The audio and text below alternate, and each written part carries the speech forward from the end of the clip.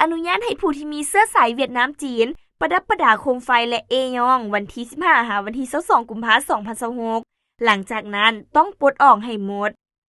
วันที่10กุมภาพันธ์2026ประธานคณะกรรมการปกครองนครหลวงพะบางออกหนังสือแจ้งการคุ้มครองการประดับประดาเฉลิมฉลองเทศกาลปีใหม่ของชาวเวียดนามและปีใหม่ของชาวจีนประจำปี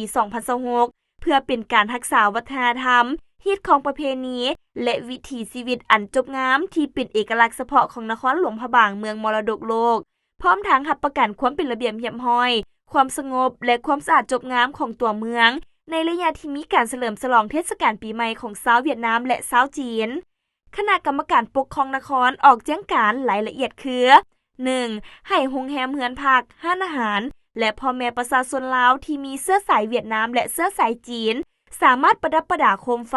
ป้ายคำขวัญอวยพรและวัตถุเอยองต้องตามฮิตของประเพณีเพื่อมิตรสากลเริ่มแต่วันที่15หาวันที่22กุมภาพันธ์2026 2. การประดับประดาต้องอยู่ในขอบเขตที่เหมาะสมบ่ใหญ่โตโอโถเกินไปจนบดบังทัศนียภาพของอาคารบ้านเรือนวัดว่าอาหามบ่ให้บดบังป้ายโฆษณาหรือป้ายสัญญาณจราจรต่างๆให้หลีกเลี่ยงการใช้สีสันหรือแสงไฟที่สร้างความสับสนหรือขัดกับเอกลักษณ์วัฒนธรรมลาว 3. ภายหลังสิ้นสุดการเฉลิมฉลองหลังจากวันที่22กุมภาพันธ์2026เป็นต้นไปให้ทุกภาคส่วนที่ได้มีการประดับประดาต้องได้ดำเนินการปลดสิ่งเอย่องเหล่านั้นออกให้หมดอย่างรีบด่วนเพื่อคงความเป็นเอกลักษณ์ดั้งเดิมของนครหลวงพะบางให้แก่นักท่องเที่ยวได้เที่ยวชม